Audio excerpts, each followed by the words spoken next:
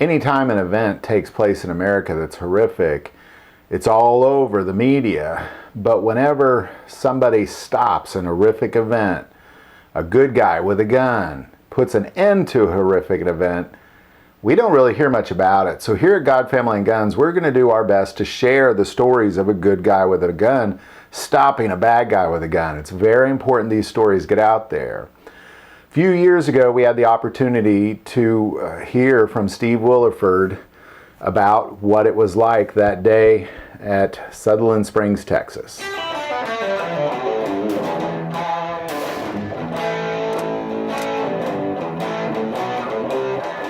Why don't you have a seat, Steve, and we're going to go through this. I'm going to give Steve a laser pointer here because we're going to show some pictures up here as we go through this, and I'm hoping this clicker will work as we go through as well. We're going to show some pictures, aerial pictures, and I don't want you guys to hear what somebody else thought happened. I want you to hear what actually happened.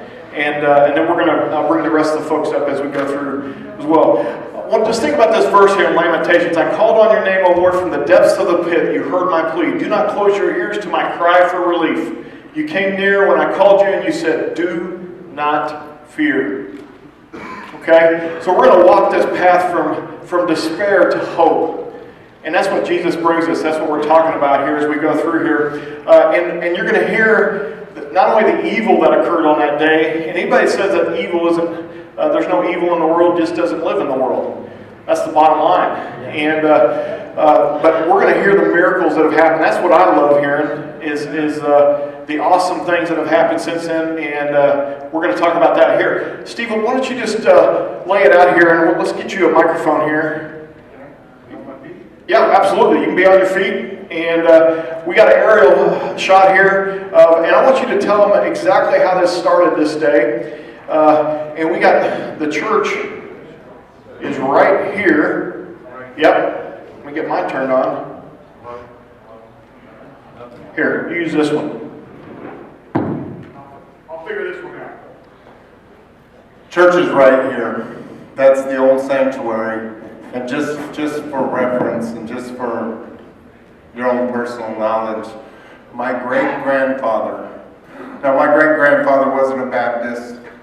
My great-grandfather wasn't a Methodist. My great-grandfather wasn't Church of Christ, Catholic, but he had 7 different ministers from different denominations speaking in my great-grandmother's funeral, and we did that the same for him when he died. He used to put me on the rope for the bell at the First Baptist Church and pull the rope to bring people to worship when I was this tall. Give you a little perspective in me and my community and how far back we go. So what's the population of Sutherland Springs? We are right around 600. Okay. 40 miles east of San Antonio, roughly. Southeast. And average worship at that time at Sutherland Springs, First Baptist, is what? 50, somewhere around 50. Okay, good. So everybody's got an idea. So that day, we're going to start just from the beginning here. What was your day like? Where were you at? And tell us what happened from there. My house is right here. And from this door to my front door right here, we stepped it off is about 100 yards. Oh, no, I'm sorry. My house is this one. Okay. With all the cars in front of it. I'm a redneck, I'm sorry. Well, hey, I don't see any refrigerators here, so we're good to go. No, but there's 2 connexes that I park my motorcycles in. Okay, that's okay. Okay, so tell us what happened starting, tell them why you weren't at church that day. I normally went to Church of Christ in San Antonio. And the reason I went to a Church of Christ is because after I graduated from high school, I went out to find my own faith, and I found out several things. The general talked about people asking him if he's religious. I always tell everybody, no, I'm not religious, I'm faithful.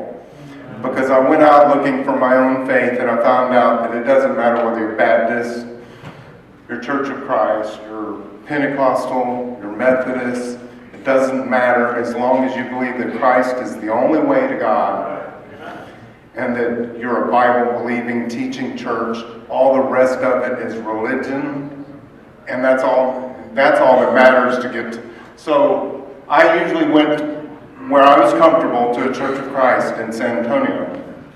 But on this morning, the very next morning, I started on my on-call at the hospital.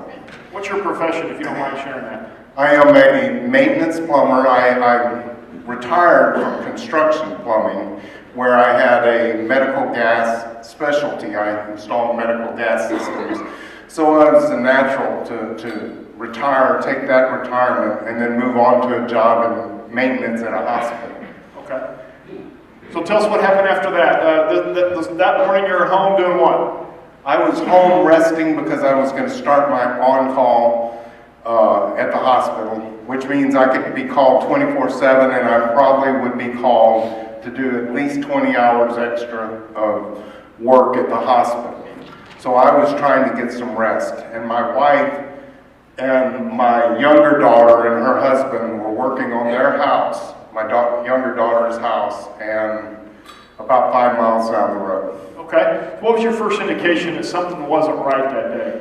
My older daughter that was still living with us, she was engaged to be married, but still living with us until she got married, was washing dishes at the back side of my house, right in here.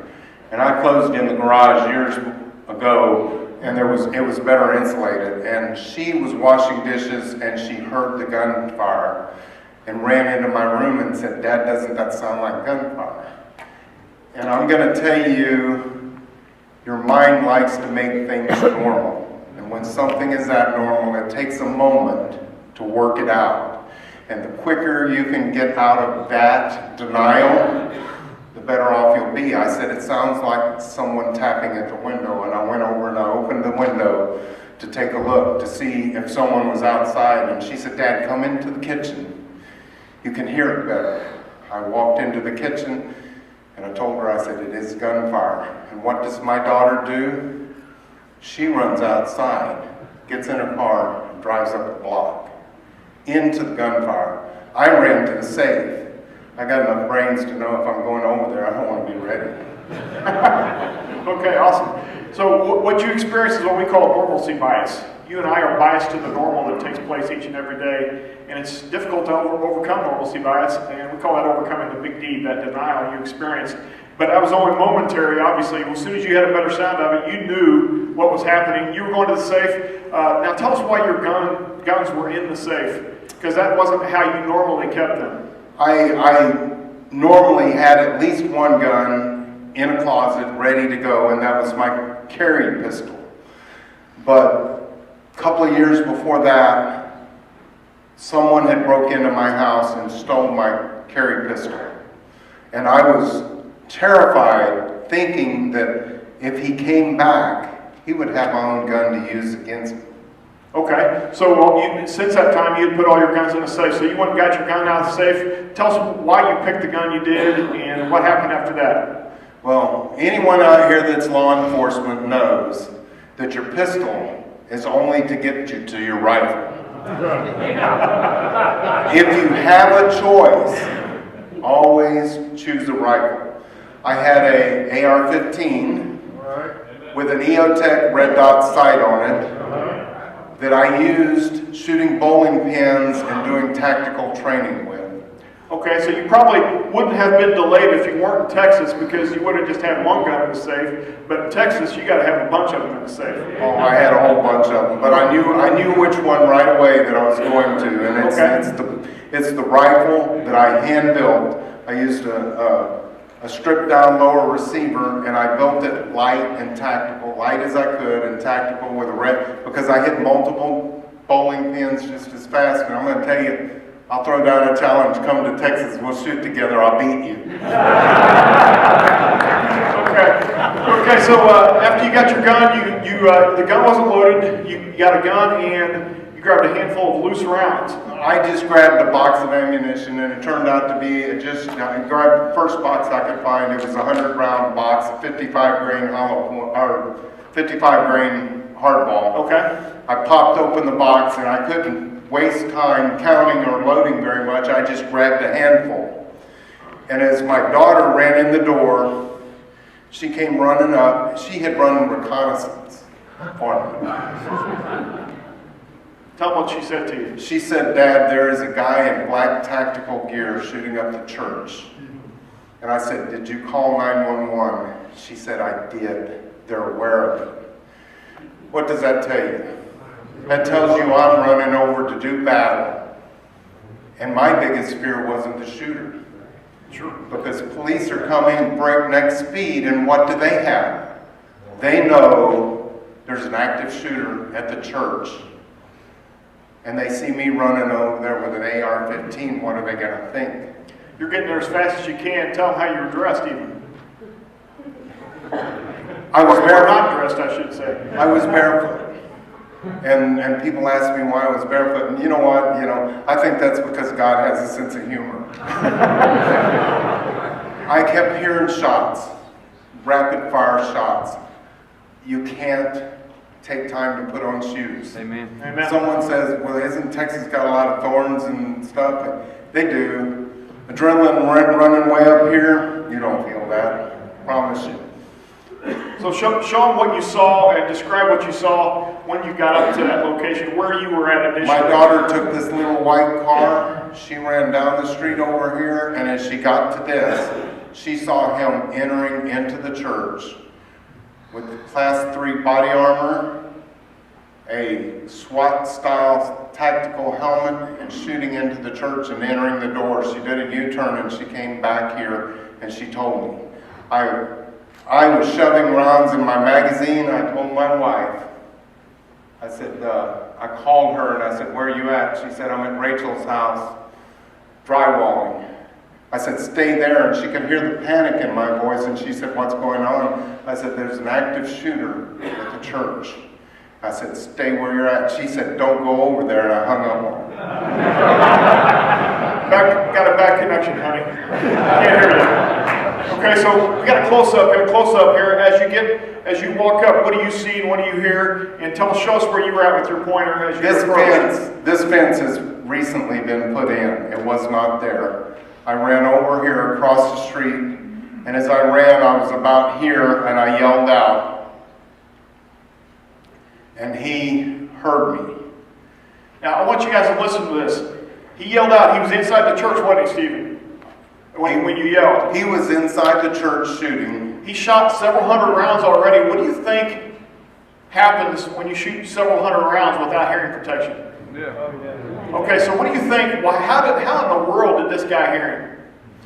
I'm going to tell you, first off, when I ran out of my house, the clarity of thought in my mind was so clear. My daughter followed me out. She followed me out the door. And I turned around and I looked at her. Clarity of thought. I said, "Go back in the house and load me another magazine because I only have a handful of rounds and I might need them." Anybody in here knows better than that. She's not going to be able to load me a magazine, get across the street in a gunfight. I wanted her out in a way. I didn't want her to be a target. And if I failed, I didn't want her to see it. So God told me, send her back in the house. I sent her back in the house, and later on she said, "Dad, you sent me back in for busy work?" She said, "How dare you?" I said, "Maybe I did it because I love you." She said, "But busy work, really?" Exactly. So as you get close, he then comes out. As you're getting close, show us where you were at when I he ran comes out. across here, and when I yelled out, this black pickup truck was sitting right here, and like I said, this fence wasn't here at that time. And his vehicle was sitting right here in the middle of the street, like as if it was going down the street with the engine running and with the driver's side door open. His getaway. Okay, so this is the front of the church, does this represent the view of where his car would be located? Maybe in the front His there? car was a little farther this way, and it was a little bit more in front of the doors. Okay. It was out in the street. This is actually the parking lot so his car is sitting here in the street, right about right in front of that sidewalk, and I'm behind that truck, and that truck's here, and there was a red Dodge Charger or Challenger sitting right here. Okay. Tell us what happened then. As I came up and across the street, he came out the doors. And he ran out and he saw me when he was about here. And he started shooting at me. I ran behind that truck that was right here. He hit the truck in front of me. He took the windshield of the Dodge Challenger out. And there were rounds in the side of this house here. He hit the truck, the car, and the house. And I put rounds on him. Okay, when you shot, you hit him, didn't you? Coroner's report, I can't promise you this is where I hit him, but it really seems like it. Coroner's report said he had a contusion on his left chest, said he had a contusion on his abdomen. I was shooting center mass. When I hit him there, people say, oh, if he's got class 3 armor, I can't do anything. I'm going to tell you, he hurt. He felt it. He stopped shooting at me, and being the coward that he was, when he stopped shooting at me, he started running for his vehicle. He was running, and when he turned the corner to get in, that's when I saw the real shot. He opened up his side. The body armor had back plate, front plate, Velcroed across the side. I put one in his side. I put one in his legs. He got in his vehicle, and I'm gonna talk a little bit right now about training. Yeah, I want you to tell them where you got that idea to shoot him in the side and the leg. I used to be a competitive shooter, and we shot on a league shoot, and it would be once a week for 7 weeks we would shoot, and then the 8th week we'd have a barbecue because it's Texas. It would have a potluck because it's Texas, exactly, and we would do the awards, and it was teams of 5. One of my team members was a San Antonio police SWAT officer. And we would train together on the side and just play games. And he always told me, he said, if you ever get confronted by body armor, and I would just roll my eyes like that's ever going to happen. If you ever get confronted with body armor, one in the side, one in the hips, one in the legs. He said, the one in the side will kill him. The one in the legs will slow him down. The one in the hip will stop him. I hit him 2 out of 3 shots, or 2 out of 3 positions of where he told me to shoot at, in a moving target. Did you know that you hit him at the time? I was pretty sure because I was dead calm and stuff, and that's where I was aiming at, but I couldn't believe it didn't stop him. And I'm going to tell you also, along with that, I do believe there were a couple of reasons he didn't go down. Okay. Those couple of reasons is God spared me going into that church. He spared me from seeing what was in that church. And the second reason was, if he would have went down in the streets, when the police and EMT got there, they may not have been able to run straight into the church. I wanted to put him down, but your will is not always God's. Amen. Amen. So then he gets in his vehicle. Yeah, Okay. so he gets in his vehicle where? He gets in his vehicle right here, and he put 2 through the side window. I pulled off another shot where I perceived his head to be. And things were so slow motion, when I shot at him and busted out a side window, he floored it, he took off, and he ran down this road, and right about there, I ran out into the street here. And he was down to about here by that point. And I pulled off the last shot that I shot at him. And that's probably 150 yards. And it went through his back windshield, penetrated the back of his driver's side seat, and hit him just right at the left shoulder blade. I remember you told me at that point you were worried he was going to get away. What happened then? All I could say is he's getting away, and there was a pickup truck sitting right here. That's a stop sign. So he was sitting right So he was sitting right here at this stop sign, and there's a pickup truck, and I was coming across, I was standing out in the middle of the street, and I looked over here, and there's this pickup. I didn't know Johnny, by the way, Didn't know his name, didn't know who he was. It was just a big Dodge pickup truck. I ran across barefooted, and that must have been a heck of a sight. AR-15 in my hands, barefoot, and he just saw me and this guy just shoot it out. And I tapped on his window, and he's already on the phone with 911. And I said, that man just shot up the Baptist church, and we have to stop him. Any sane person in the world would have floored it and left. Well, we are talking about Texas. Nobody ever claims that we're the sanest people in the world. What did Johnny do at that point? The next thing I heard was the doors unlocked. And I climbed in the cab, and he's still on the phone. He turned the corner, and he ran down the street. He ran down 539, and go back to this is a main thoroughway that goes from San Antonio to the Gulf Coast. It is busy, and if anybody here has heard of the Eagle Ford Shell, it's the biggest oil field in the nation right now. Oil field trucks running down this road, and the speed limit here is 55, but none of them obey it. We ran across, we turned this corner and ran down here and blasted across 87 without even looking, as fast as that 6.2 liter Hemi could push that Dodge. And Johnny had a smile on his face, I remember you said. Oh, Johnny he's something else. He's true Texan, you know. He's on, by this time they put him on dispatch. And he's talking to dispatch. I dropped, again, clarity of mind, I dropped the magazine and I looked in, and I got one round in the top of the magazine, one in the chamber. That means I got 2 rounds left.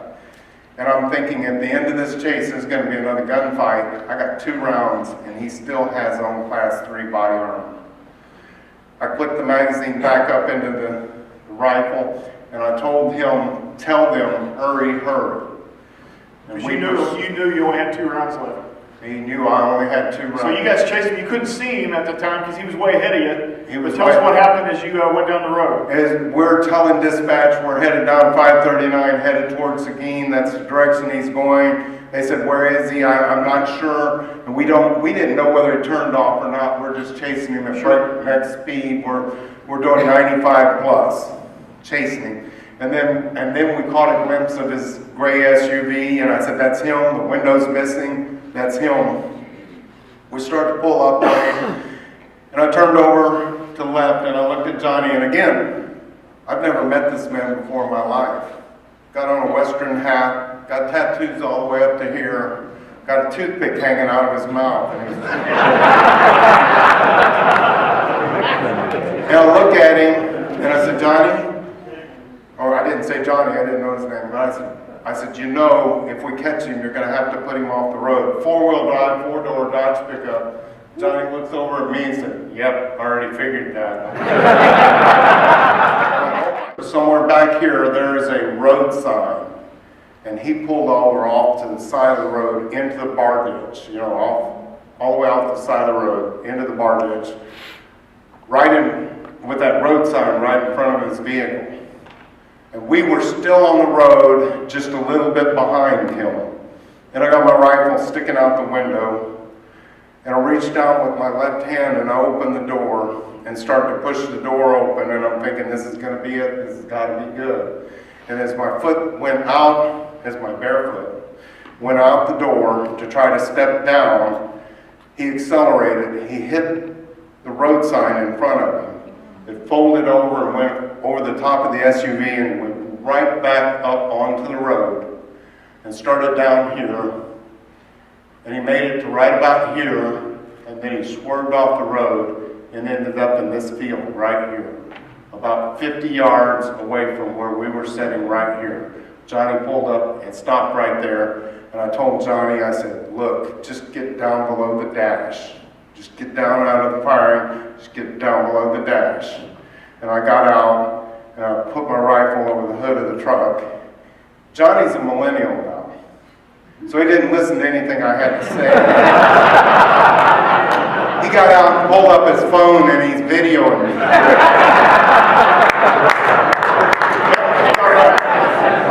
I'm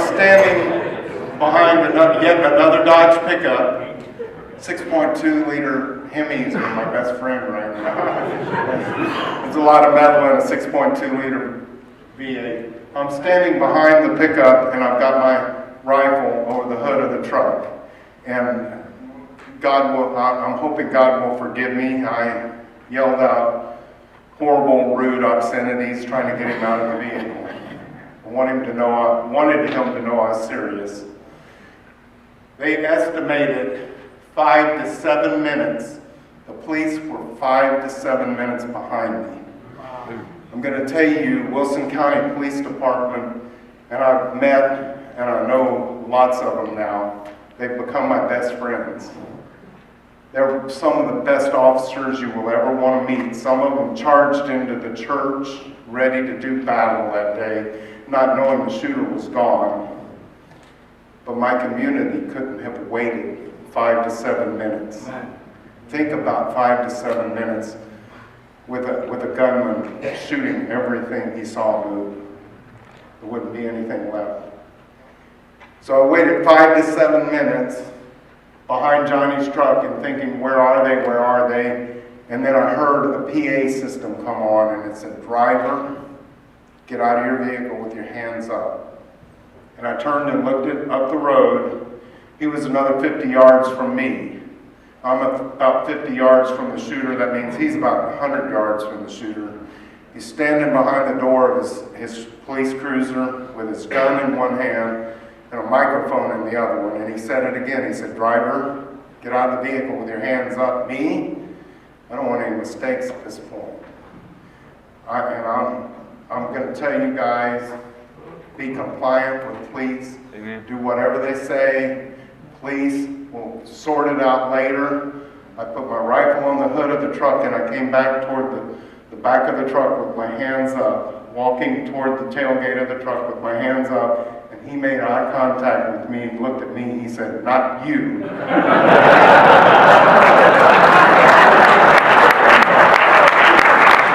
Okay, thank you very much. I went back over there, I picked my rifle up and held it.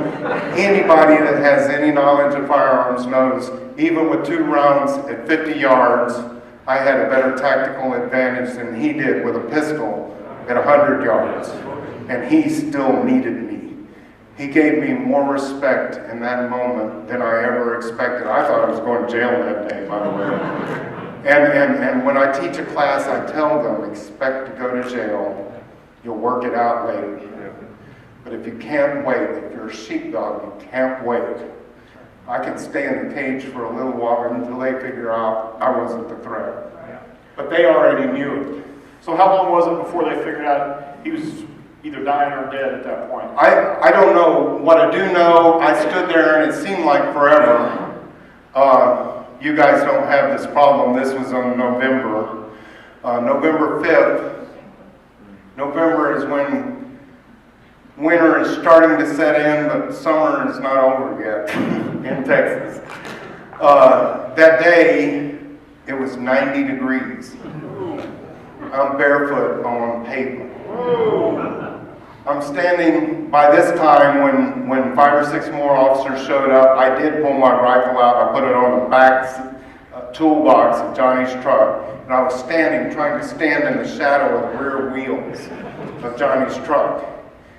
And I think it was probably, it seemed like 30 minutes or so, and I'm thinking to myself, I'm not at the police line. I don't know what's going on in their heads. I'm thinking, are they waiting for him to bleed out? I don't know. But what turned out to be is one of the officers from Lavernia had gotten 2 days earlier a drone for his birthday. And someone said, let's go get the drone. They took that drone and they flew it over.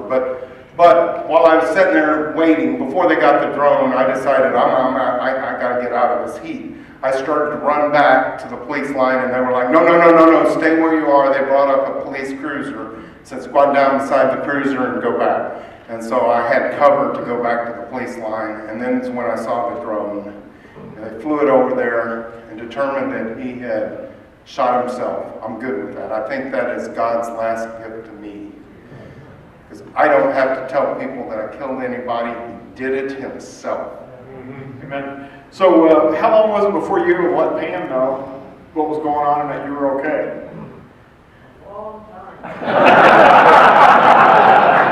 They had stopped her up the road about 200 yards up the road where the fire department had set up a line where nobody could get to. And I'm sitting there at the police line, and finally an officer walked by, and I said, "Can I call my wife?" He said, "Yeah, fine, go call your wife." I said, "No, can I use your phone?" He said, "What, you don't have a phone?" I said, "I don't have shoes on." Phone was the last thing. Rifle first. If I didn't have my pants on, I was good. I needed the rifle, that's all I needed. I didn't bring my phone. Steve, you were obedient that day. No hesitation. God was working within you, completely calm. That's the Holy Spirit, I'm convinced, was with you. Let's just give Steve a hand for what he did that